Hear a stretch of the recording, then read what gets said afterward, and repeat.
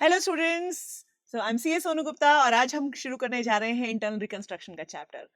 हम लोगों ने इंटरनल रिकंस्ट्रक्शन की एक स्पेशल एडजस्टमेंट आज करनी है, वो है एडजस्टमेंट ऑफ शेयर होल्डर। हमने इंटरनल रिकंस्ट्रक्शन का मतलब समझ लिया था, पहले ही हम समझ चुके हैं और अभी बहुत सारी एडजस्टमेंट्स करनी बाकी हैं। ध्यान दीजिएगा, हमेशा कभी भी क्वेश्चन के साथ एडजस्टमेंट नहीं करते हैं। पहले आपको कॉन्सेप्ट क्लियर होना चाहिए और फिर आपको क्वेश्चन करना है। कभी भी ऐसा नहीं होना चाहिए कि आप क्वेश्चंस के साथ एडजस्टमेंट करें, मतलब क्वेश्चन बताते जाए और आप एडजस्टमेंट करते जाए तो क्या होगा। अगर आप 10 क्वेश्चंस करते हैं और 10 एडजस्टमेंट्स ईच हैं तो आपने 100 एडजस्टमेंट्स किया, बट व्हाट अबाउट 101? सबसे पहले हमें कॉन्सेप्ट सीख लेना चाहिए और उसके बाद क्वेश्चंस पे आना चाहिए, क्योंकि अगर हम कॉन्सेप्ट क्लियर हो जाते हैं तो हमें चाहे क्वेश्चन की कोई भी एडजस्टमेंट हो, हमें करनी आ जाएगी। राइट तो चलिए आज हम कर रहे हैं adjustments of share capital in internal reconstruction. छोटा सा टॉपिक है, बहुत मजा आएगा आपको पढ़ने में, तो आइए करना शुरू करते हैं।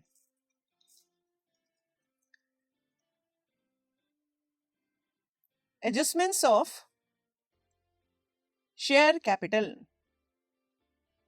तो बेटा मैं बेसिकली यहाँ पर आप लोगों को इक्विटी शेयर कैपिटल के एडजस्टमेंट्स कराने जा रही हूँ, क्योंकि जहां पर इंटरनल रिकंस्ट्रक्शन होता है, मतलब कि जहां एक बीमार कंपनी है, लॉस मेकिंग कंपनी है, तो ऑब्वियसली सबसे ज्यादा गाज गिरती है इक्विटी शेयर होल्डर्स के ऊपर, क्योंकि इक्विटी शेयर होल्डर को हम चाहते हैं कि वो कुछ ना कुछ सेक्रीफाइस जरूर करें या कुछ ना कुछ एडजस्टमेंट जरूर करवाएं, क्योंकि अल्टीमेटली अभी कंपनी लॉस मेकिंग हो चुकी है, अभी बहुत सारे क्रेडिटर्स बाकी हैं, लोन्स बाकी हैं, और उन सभी के साथ भी बातचीत होगी आगे। मगर फॉर टाइमिंग हम शेयर होल्डर से पहले ही बात कर लेते हैं कि भाई शेयर होल्डर, आप तो कंपनी के ओनर हैं, जब प्रॉफिट आपका था तो अब लॉस भी आप ही के होंगे, तो कहीं ना कहीं आप अभी एडजस्टमेंट करिए। कोशिश करेंगे इस कंपनी को बचाने की, क्योंकि लॉस मेकिंग कंपनी बन चुकी है। हम कोशिश करेंगे इस कंपनी को बचाने की, अगर बच गया तो बहुत मजा आ जाएगा। राइट ना। तो आइए सबसे पहले हम अपने शेयर होल्डर को क्या बोलते हैं। तो सबसे पहले हम अपने शेयर होल्डर को बोलते हैं सब डिविजन। क्या बोलते हैं जी? Sub division of share capital. ना ये sub division of share capital क्या है, जिसको मैं हिंदी में बोलती हूँ छुट्टा कराना। मतलब कि छुट्टा कराना क्या होता है भाई मैम? देखो भैया, आपके पास अगर सपोज करें 500 का नोट है और अगर आप उसको 100 रुपीज में खुला कराना चाहते हैं या छुट्टा कराना चाहते हैं, तो आप क्या बोलेंगे? भैया जरा इस 500 रुपए के नोट के बदले 100 के नोटों के छुट्टा कर दीजिए या खुला कर दीजिए। राइट ना। बिल्कुल ऐसे ही कभी कभी कंपनी के अंदर शेयर कैपिटल अलग अलग डिनोमिनेशन की होती है, कोई 100 रुपी होती है, कोई 10 रुपी होती है, कोई 20 रुपी होती है। अलग अलग टाइम में अलग अलग शेयर इशू किए होते हैं और उसकी वजह से अलग अलग डेज पे शेयर कैपिटल, मतलब कंपनी की उसमें प्रोफाइल में अलग अलग हो जाती है। अब इस तरह से जहां पर इंटरनल रिकंस्ट्रक्शन है, हम चाहते हैं कि सभी शेयर होल्डर सेम फुटिंग पे आ जाएं।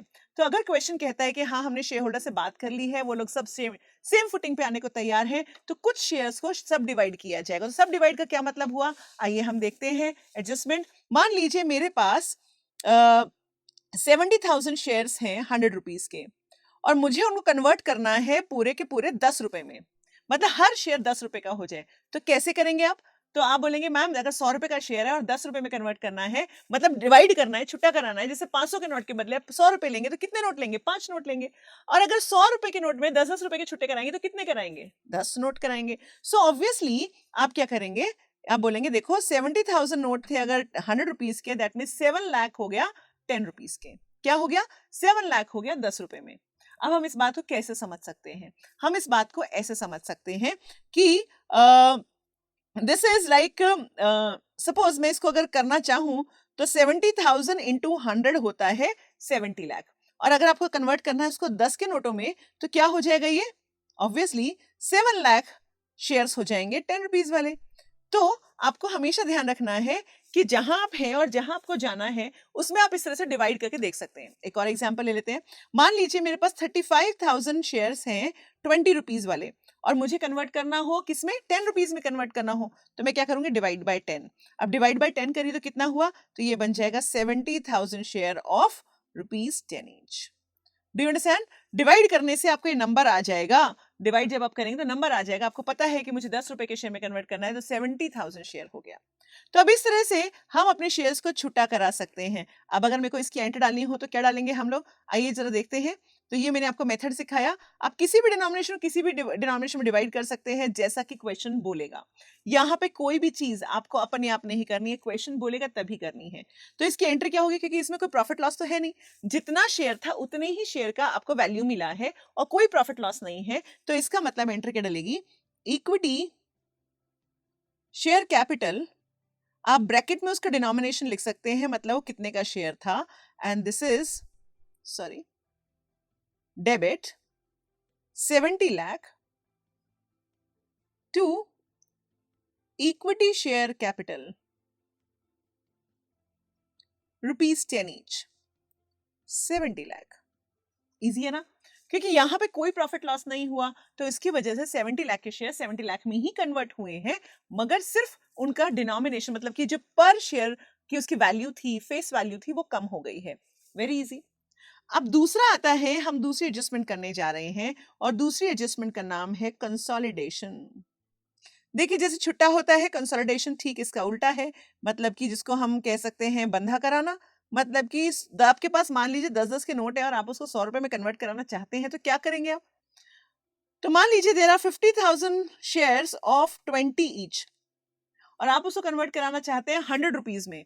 आप चाहते हैं सब शेयर 100 रुपीज पे आ जाए, तो आप क्या करोगे? बताओ, मैंने क्या बताया था? तो आप क्या करेंगे, जिसमें कन्वर्ट कराना उसको डिवाइड कर लीजिए, right? So 50,000 shares of 20 each का मतलब हुआ, that means this is 10 lakh divide by 100, this is 10,000 shares, right? कितना आया जी? 10,000 शेयर आ गया। ऑब्वियसली कौन से वाले शेयर हैं? जिसका आपने डिवाइड किया था, दैट इज ₹100। आपने इसी से डिवाइड किया था, तो कितने के शेयर हो गए? 100 रुपीज में। तो जहां पे जाना है उसे डिवाइड कर दीजिए, अपने आप नंबर ऑफ इक्विटी शेयर आ जाएगा। सो दैट मीन्स हमने एंट्री क्या डालनी है? इक्विटी शेयर कैपिटल पहले क्या था? 20 रुपीज था। अब ये 20 रुपीज वाला शेयर खत्म हो रहा है, इसलिए डेबिट। और क्या नया शेयर इश्यू हो रहा है? इश्यू हो रहा है हमारे पास 100 रुपीज वाला शेयर। और अगर 100 रुपीज वाला शेयर इश्यू हो रहा है, तो वो क्रेडिट हो जाएगा। जब भी शेयर इश्यू होता है तो क्या करते हैं अपन? क्रेडिट करते हैं, राइट? और जो पुराना शेयर खत्म हो जाता है उसको क्या करते हैं? हमेशा डेबिट कर देते हैं। सो वैल्यू तो उतने की ही है, दैट इज कितना बेटा? 10 लैक्स। तो आपने 10 लाख से डेबिट कर दिया, और ये आपका आ गया कंसोलिडेशन। तो कंसोलिडेशन का मतलब बंधा कराना, मतलब छोटे डिनोमिनेटर से बड़े डिनोमिनेटर पे जाना। आपको क्या करना होगा क्वेश्चन में, तो क्वेश्चन बताएगा, आपका टेंशन नहीं है। आपको सिर्फ वो करना है जो क्वेश्चन कह रहा है। अगर आपको क्वेश्चन कह रहा है कि आपको बड़े डिनोमिनेशन से छोटे में आना है, मतलब कि बड़ी फेस वैल्यू से छोटी फेस वैल्यू में आना है, तो भी कर सकते हैं, तब आप करेंगे सब डिविजन। और अगर आपको छोटी फेस वैल्यू से बड़ी फेस वैल्यू पे जाना है, तो आप क्या करेंगे? कंसोलिडेशन। तो चलो, अब थर्ड आता है हमारे पास, इसको कहते हैं कन्वर्जन, या हम इसको बोलते हैं reduction of share capital. Conversion या reduction of share capital. Conversion या रिडक्शन ऑफ शेयर कैपिटल क्या होता है? देखिए, कभी कभी हम अपने शेयर कैपिटल को बोलते हैं, भाई देखो शेयर्स, हम आपकी वैल्यू कम कर रहे हैं। जैसे एक बार मोदी जी ने क्या किया था, 1000 और 500 के नोटों को कह दिया था कि ये तो अब चलेंगे ही नहीं, अब आपको क्या कराना पड़ेगा? इनको बैंक में जमा करा देना पड़ेगा, नहीं तो ये चलेंगे ही नहीं, राइट? हम ऐसा नहीं कह रहे कि अब शेयर कैपिटल चलेगी नहीं, हम उनकी वैल्यू रिड्यूस कर रहे हैं। ये बिल्कुल वैसा है जैसे अगर सपोज मोदी जी कह दें, मैं मोदी जी की बात नहीं कर रही, मैं तो कंपनी की बात कर रही हूँ, मैं फिर भी ये कह दें कि भाई आज से हम 100 रुपए के नोट को 20 रुपए का मानेंगे, अरे बाप रे, कितने लोग तो कंगाल हो जाएंगे, है ना? तो बिल्कुल ऐसे ही हमारे शेयर कैपिटल के अंदर हम उनको बोलते हैं कि भाई हम आपके शेयर की वैल्यू रिड्यूस कर रहे हैं। अब आप सवाल पूछेंगे कि मैम ऐसा वो मानेंगे ही क्यों? वो मानेंगे ही नहीं।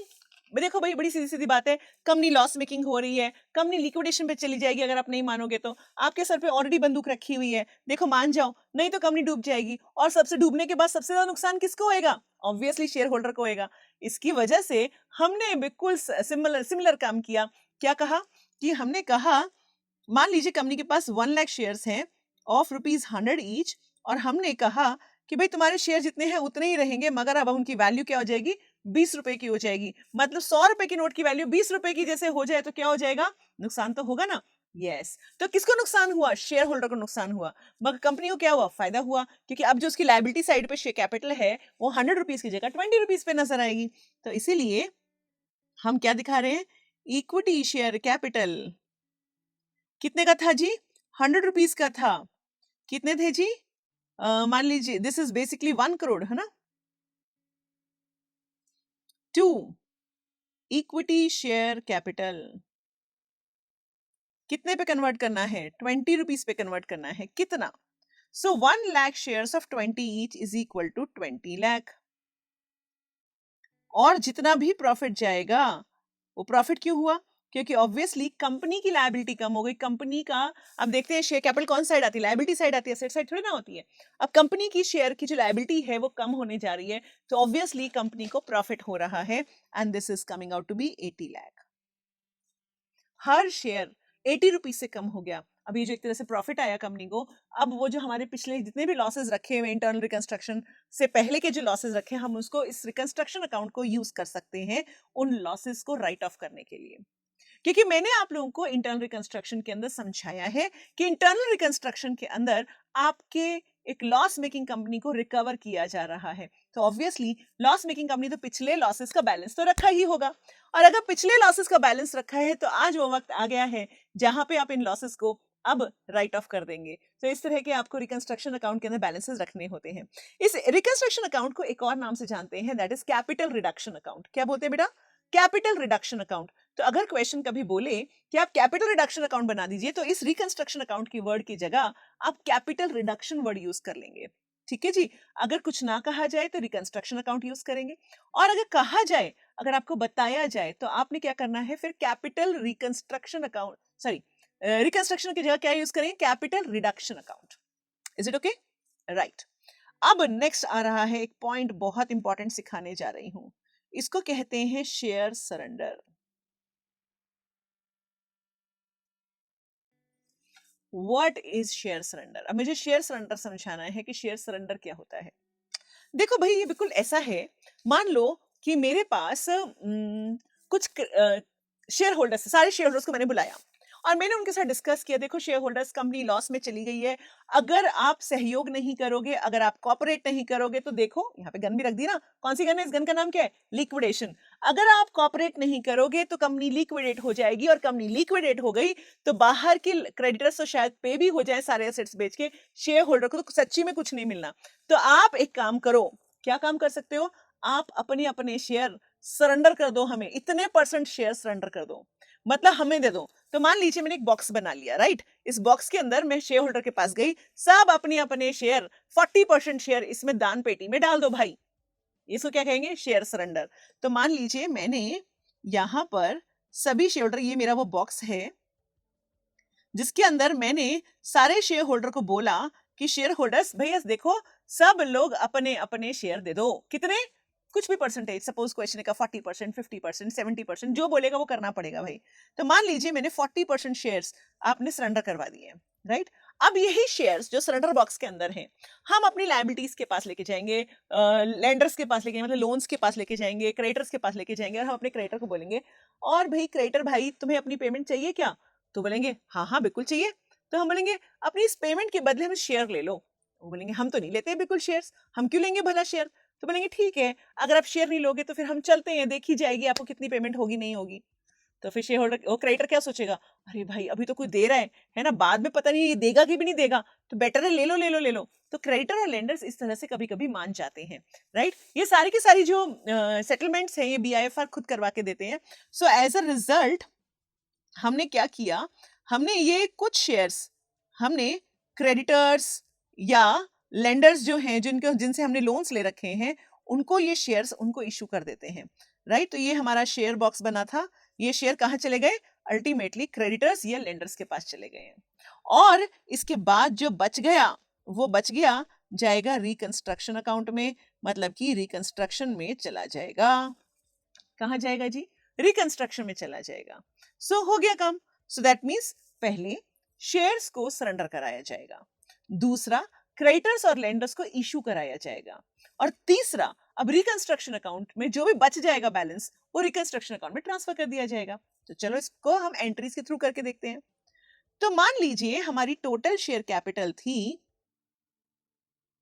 1 lakh shares, right? 1 lakh shares of ₹10 each, ये हमारी टोटल शेयर कैपिटल थी। हमने शेयर कैपिटल को कहा भाई equity share holders surrender up to 40% shares, आप हमारे अपने 40% शेयर हमें दे दीजिए। अरे बाप रे, सबने कहा अब क्या कर सकते हैं भाई, है ना? अगर नहीं देंगे तो कंपनी लिक्विडेशन में चली जाएगी, वैसे ही कंपनी बंद हो जाएगी, तो क्यों ना कुछ दें, राइट? तो उन्होंने क्या किया, शेयर दे दिए।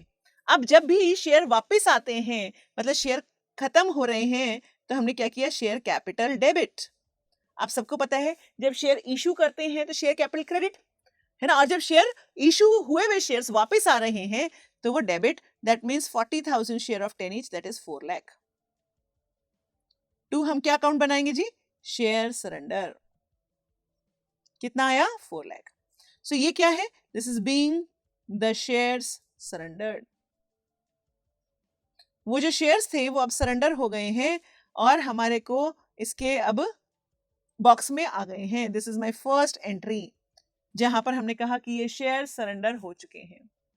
अब आती है दूसरी एंट्री, और दूसरी एंट्री क्या है, दूसरी एंट्री है कि इन शेयर सरेंडर बॉक्स में से हमने अपने शेयर्स को देना है क्रेडिटर्स को। तो मान लीजिए हम अपने क्रेडिटर्स को या लेंडर्स को अब इशू कर रहे हैं, तो क्या होगा, चलिए आइए देखते हैं। तो मान लीजिए क्रेडिटर्स थे 3 लाख के। पहले तो वो मान नहीं रहे थे, फिर हमने कहा तुम्हें चाहिए तो ले लो भाई। तो उन्होंने सोचा कि अरे भाई भागते चोर की लंगोटी है अच्छी, मतलब कि कुछ तो मिल रहा है, ले लो भाई। तो ठीक है, तो मान लीजिए क्रेडिटर थे 3 लाख के और क्रेडिटर्स ने 3 लाख मुझसे शेयर ले लिए। तो हमने क्या करना है, क्रेडिटर्स डेबिट। तो पहले एक बार काम करते हैं, पहले शेयर इशू करते हैं, क्रेडिटर्स को बाद में डेबिट करेंगे। जिस बॉक्स में शेयर थे, कौन से बॉक्स में शेयर थे, शेयर सरेंडर बॉक्स में शेयर्स थे। तो शेयर सरेंडर बॉक्स में शेयर थे, हमने उसको कर दिया डेबिट, और शेयर कैपिटल हमने इशू कर दिया है, तो शेयर कैपिटल क्रेडिट। मैं फिर से समझा रही हूं, जब शेयर शेयर सरेंडर बॉक्स में आए थे तो आपने एंट्री डाली थी share capital debit to share surrender. Box में आ गए ना, तो बॉक्स में डल गए, बॉक्स में क्रेडिट और कैपिटल हो गई डेबिट। अब इसी बॉक्स में से आपने 3 लाख शेयर किसी को भी दिए, चाहे क्रेडिटर को दिए, लेंडर को दिए, किसी को भी दिए। जब आपने इसी बॉक्स में से निकाला तो बॉक्स डेबिट हुआ और शेयर कैपिटल इशू हो गया, शेयर कैपिटल क्रेडिट हो गया। मगर जिसके पास भी गए, ऑब्वियसली अब उसका बैलेंस हो गया खत्म। इसकी वजह से हमने कहा भाई क्रेडिटर तुमने अपने 3 लाख के बदले हमसे शेयर तो ले लिए, शेयर इशू की एंट्री तो हो चुकी है, मगर अब तुम्हारा बैलेंस हम राइट ऑफ कर रहे हैं रिकंस्ट्रक्शन अकाउंट में। तो इसकी वजह से हमने क्रेडिटर डेबिट टू रिकंस्ट्रक्शन कर दिया। हमने कहा being creditors return of after share issue. अब हमने उनको अपना क्रेडिटर से एक तरह से शेयर होल्डर बना लिया और हमने कहा भाई देखो अब तुम शेयर होल्डर बन गए उतने अमाउंट के लिए, और अब तुम्हारे को जो शेयर मिल गया है तो अब तुम क्या करोगे, अब अपने क्रेडिटर्स को, मतलब जो अपना क्रेडिटर का ड्यू है उसको राइट ऑफ करवा दो, खत्म करवा दो, क्योंकि उसके बदले तो आपने ले लिया ना सामान, जब ले लिया तो अपने खत्म करवाओ, राइट।